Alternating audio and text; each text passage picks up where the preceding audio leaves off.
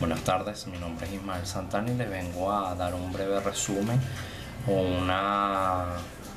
explicación del examen 1 de marco sociopolítico en la José María Vargas. ¿Qué significa ser un régimen o una autoridad híbrido?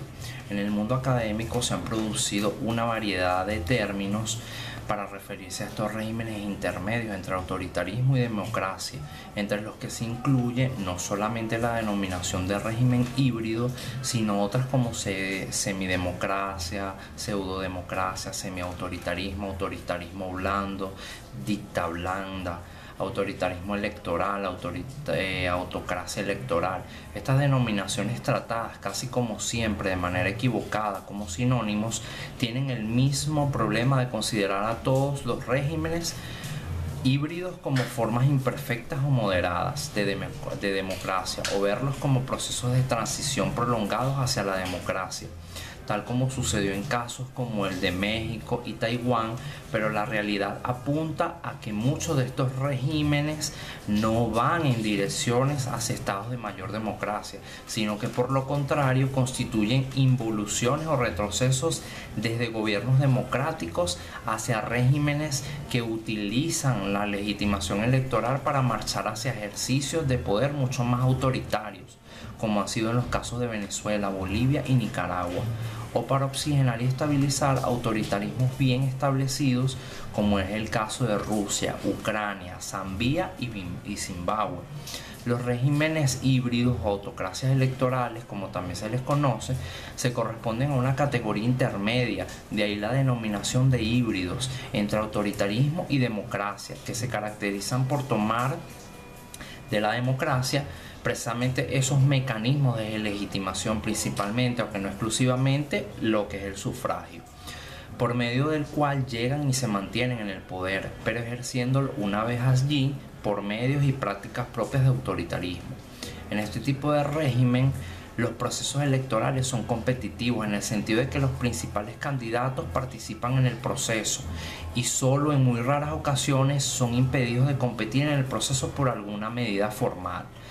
Los partidos políticos tienen existencia legal y se les permite hacer campaña públicamente, y si bien ocasionalmente existen señales de fraude, este no se produce de manera masiva, sino dentro de límites que permiten cierto nivel de incertidumbre sobre los verdaderos resultados electorales. Profundizando en la caracterización de los autoritarismos competitivos, como el que ha gobernado nuestro país desde 1999, para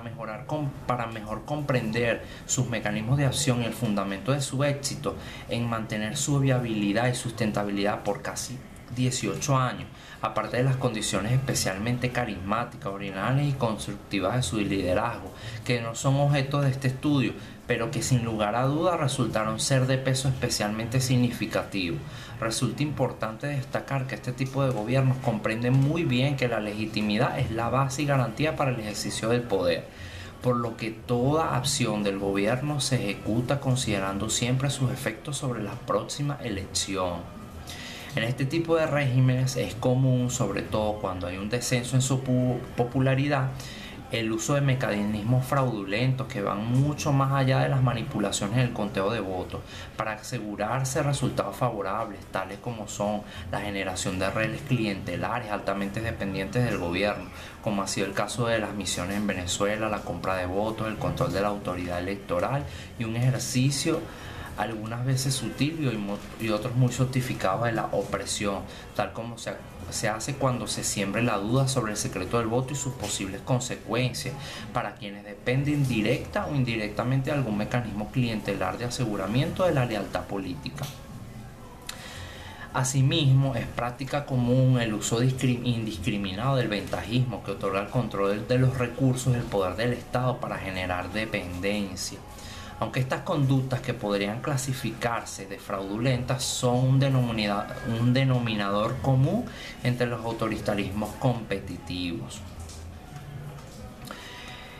Según los estudios comparados realizados por Levitsky y Weil en el 2010 entre 38 países, en los autoritarismos competitivos las libertades civiles son nominalmente garantizadas y al menos parcialmente respetadas. Normalmente se permiten las reuniones de grupos de oposición, incluso las protestas públicas en contra del gobierno, aunque también son frecuentes las presiones, la difamación, persecución, arresto e incluso la desaparición física de activistas y líderes de oposición, jueces que mantienen su independencia, periodistas, activistas de derechos humanos, financistas de la oposición, incluso desertores del mismo régimen y otros actores críticos del gobierno.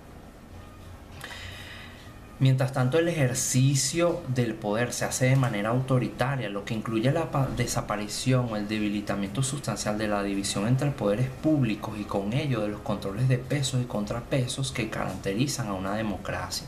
Asimismo, es común el uso de mecanismos normalmente institucionales apegados a la ley o la generación de nuevas leyes que permitan limitar recursos, controlar actividades y reprimir a partidos políticos, organizaciones de la sociedad civil y actores y medios de comunicación que se les opongan. Prácticas estas que se incrementan en la medida que se pierde legitimidad y aumenta el riesgo de perder las elecciones. Esa es un poco la síntesis, un resumen de mi opinión acerca de cuál es la autoridad aquí actual en Venezuela, que para nadie es un secreto que estamos viviendo bajo un régimen autoritario, una dictadura, para ser más preciso, para ser más claro. Y cualquier semejanza con nuestra propia realidad es pura coincidencia. Gracias y feliz tarde.